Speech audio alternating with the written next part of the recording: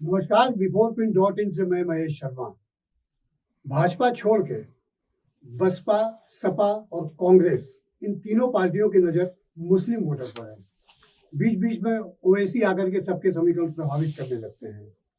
तो इस समय इस चुनाव में मुस्लिम पॉलिटिक्स किस तरफ तेजी से बढ़ रही है और इन तीनों दलों का मुस्लिम वोटर्स पर क्या क्या असर पड़ रहा है, कहाँ कहाँ ये समीकरण प्रभावित कर सकते हैं बीजेपी के, इन तमाम मुद्दों पर चर्चा करने के लिए हमारे साथ मौजूद हैं कांग्रेस के वरिष्ठ नेता, जो कि उत्तर प्रदेश और शहर कांग्रेस में विभिन्न पदों पर रहे, आजकल पीसीसी के मेंबर हैं, निजामुद्दीन खान। निजामुद्दीन खान से हम ये समझते हैं कि मुस्लिम पॉलिटिक्स और कांग्रेस, ये हमारे विषय पर चर्चा करेंगे हमसे और जानकारी देंगे कुछ आपको। निजाम भाई नमस्कार। निजाम भाई, क्या लगता है इस चुनाव में मुस्लिम वोटर्स पर ओवैसी को मिला लो तो चार पार्टियां फोकस कर रही हैं और सब अपनी अपनी तरफ खींचतान मचाए हैं। ओवैसी के ऊपर तो सीधा सीधा ये आरोप आ जाता है कि ये जहाँ कैंडिडेट उतारते हैं वहाँ बीजेपी को मुस्लिम वोट बटे और बीजेपी को लाभ पहुंचे, ये सीधा सीधा आरोप लगता है। आपको क्या लगता है? इस देश का मुसलमान, विशेष रूप से हमारे उत्तर प्रदेश, हमारी रहनुमाई की कमी की वजह से मुस्लिम पॉलिटिक्स हमारे वहाँ छिन्न भिन्न है। मुसलमानों को अच्छी अच्छी लालच दे करके चुनाव के टाइम अपने तरफ आकर्षित करने का काम तो किया जाता है, लेकिन चुनाव के बाद मुसलमानों पे कोई रहनुमाई करने वाला नहीं होता है, उनकी समस्याओं की तरफ कोई ध्यान देता नहीं है और समय समय पर आने पर हर पार्टी के लोग मुसलमानों को अपना प्रयोग करने की कोशिश करते हैं।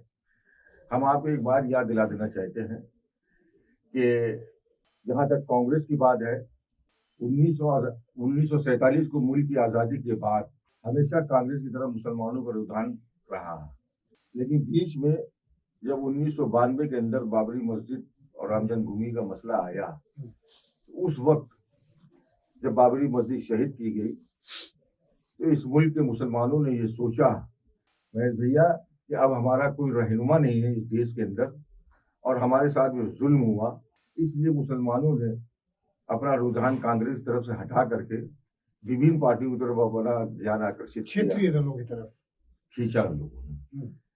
अब उसमें उसको खींचने में सबसे ज्यादा भूमिका अगर अदा करी उत्तर प्रदेश के अंदर तो समाजवादी पार्टी ने। समाजवादी पार्टी ने भी यही काम किया कि मुसलमानों को लॉलीपॉप दे करके, मुसलमानों के लिए कि हम बहुत बड़े रहनुमा हैं आपके, लेकिन सरकारी नौकरियों से भर्ती से लेकर के और जो मुस्लिम मसाइल थे उसमें भी मुसलमानों को एक खिलौनों के तरीके इस्तेमाल किया गया, जिससे वर्तमान समय में अधिकांश मुसलमान इस पार्टी से भी अपने को ठगा हुआ महसूस कर रहे हैं। हमारे सामने दिक्कत यह है कि हमारे देश के पैमाने पर और मुल्क के पैमाने पर अभी तक के हमारे सामने कोई मुस्लिम रहनुमा सामने नहीं आया। एक ओवैसी साहब हमारे बीच में आए, लेकिन मुसलमान उनको भी शक की निगाहों से देखता है कि वे भी सत्ता पक्ष की तरफ उनका झुकाव है और सत्ता पक्ष की तरफ से खास तौर से उनके बारे में ये जहन बन चुका है मुसलमानों का कि ये भारतीय जनता पार्टी के एजेंट के रूप में काम कर रहे हैं। जहां पर ये अभी बिहार का चुनाव हुआ, आपने देखा बिहार के चुनाव में जिस तरीके से ओवैसी साहब ने अपने कैंडिडेट दे करके हमारी 25-30 सीटों का नुकसान किया, वही पोजीशन वो बंगाल में करना चाह रहे थे, वहां वो सफल नहीं हुए। आज वो उत्तर प्रदेश के चुनाव में भी यही भूमिका अदा करना चाहते हैं। हम लोग आपके माध्यम से और अपने रहनुमाओं के माध्यम से, तमाम अखबारों के माध्यम से हम लोग मुसलमानों को यही मैसेज दे रहे हैं कि हमें अपनी सूझबूझ का मुजाहरा करना है और हमें एक विशेष दल के साथ में मिल करके उस पार्टी को सपोर्ट करना है जो मेरी सही ढंग से रहनुमाई कर सके। हमारे सामने इस टाइम हमें कांग्रेस से ज़्यादा हमें किसी पार्टी के ऊपर विश्वास नहीं होता है, कि अगर हमारे सूबे के अंदर, अगर उत्तर प्रदेश के अंदर कांग्रेस की सरकार बनती है तो शायद जो मुसलमानों के, यही एक समस्या नहीं है कि मुसलमानों के कोई मजहबी मामलात हो या मस्जिद का मामला हो, इसके अलावा भी तमाम नौकरियों का मामला है। देखिए, राजनीति में एक गैर भाजपावाद का समय चल रहा है, दौर चल रहा है। उसमें मुस्लिम भी ये चाहते हैं कि बीजेपी के कैंडिडेट, उनकी पॉलिटिक्स उनको रास नहीं आती है, ना जीते।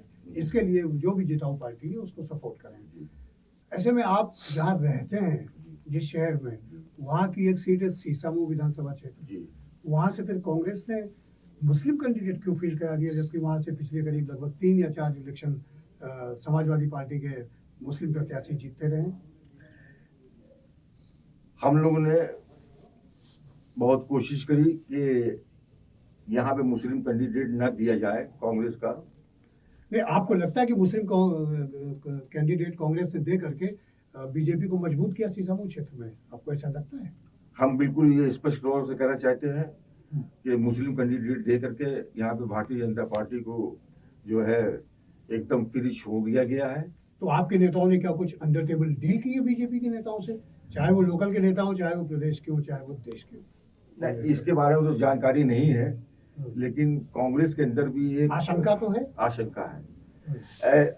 लेकिन कांग्रेस के अंदर भी एक ऐसे लोग मौजूद हैं जो, हमारे पास अभाव इस बात का है कि जो सीनियर कांग्रेस के लोग थे, खास तौर से मुस्लिम की रहनुमाई करने वाले, वो इस टाइम मौजूद नहीं है। लेकिन जितना हम लोग से अथक प्रयास हो चुका और हम लोगों ने किया, लेकिन हम उसमें असफल रहे और हमारे कुछ नेताओं ने उसमें इस तरीके का काम किया जो वहाँ पे मुस्लिम कैंडिडेट दे करके और भाजपा को बिल्कुल वॉकओवर दे दिया। और इससे हम लोग, इसके हम लोगों ने भरपूर निंदा भी की और हम लोगों ने इसका विरोध भी किया तो है। इस काम में तो एक मुस्लिम कम्युनिटी के ही एक कांग्रेस के लीडर जो कि चुनाव लड़ रहे हैं, उनका हाथ बताया जाता है। हाँ, ये कैसा समीकरण है और पार्टी के नेतृत्व ने इसको बर्दाश्त कैसे कर लिया?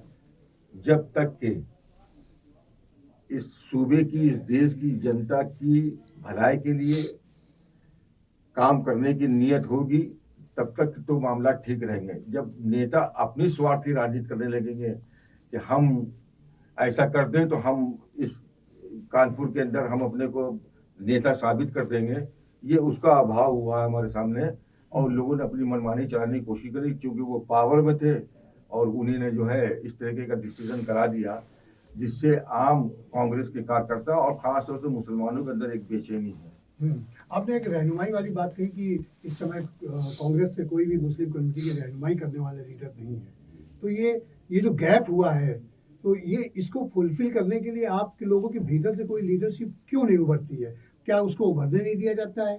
यानी अगर उभरती तो उसे दबा दिया जाता है? ऐसी क्या वजह है? इसमें विभिन्न पार्टियों का भी हाथ है। वो नहीं चाहते हैं कि मुसलमानों का कोई रहनुमा बन करके आए। हमारे उलमा इकराम ने, बड़े बड़े हमारे इस्लामी धर्म के मानने वाले तमाम उलमा इकराम ने इसकी बड़ी कोशिश करी, वो भी इसमें नाकाम रहे कि कांग्रेस की राजनीति हो चाहे जिसकी राजनीति हो, कोई एक देश के अंदर एक मुस्लिम रहनुमा उभर के सामने आए जिसकी क़यादत में इस देश के मुसलमानों की समस्याओं का समाधान किया जाए। लेकिन अफसोस इस बात का है कि विभिन्न पार्टी के लोगों ने हर रहनुमा को अपने तरफ घसीट करके और हमको धरातल में पहुंचाने की कोशिश करी, जिसमें कांग्रेस की रहनुमाई हम नहीं कर पाए और ना हमारे सामने कोई लीडर पैदा हो पाया। ये सिर्फ एक बहुत बड़ी साजिश का मामला है। अब इसके ऊपर हमारे मदरसों से लेकर के और उलमा इकराम तक के ये मामला अब बहुत चरम सीमा पर हैं और महेश भैया, निकट भविष्य में आपके सामने हमारे इस देश के अंदर कोई मुस्लिम रहनुमाई हमारे सामने आएगी, ऐसी मुझे उम्मीद है। आपको क्या लगता है कि कानपुर लोकसभा क्षेत्र की जो 5 सीटें हैं, उसमें से कितनी सीटें आपकी पार्टी को लग रहा है कि मतलब आपकी पार्टी जीत जाएगी? आपको क्या लग रहा है? आपका आकलन क्या है? हम 5 सीटों पर लड़ाई पे तो हैं जी। और कोशिश भी यह है हम कांग्रेस कार्यकर्ताओं की कि हमारी 5 सीटों में कम से कम हम 2-3 सीटें जीत के आए और मुझे उम्मीद है कि हम शायद 5 सीटों में हम कम से कम 2 सीटें तो हम जीत के आएंगे। बहुत बहुत शुक्रिया निज़ाम भाई। तो ये थे निज़ाम भाई जिन्होंने काफ़ी कुछ मुस्लिम पॉलिटिक्स और कांग्रेस के बारे में हमें आपको जानकारी दी। और फिर इनसे आगे फिर बात होगी, मतदान के पहले एक बार फिर हम लोग मिलेंगे। नमस्कार। दबाना ना भूलें।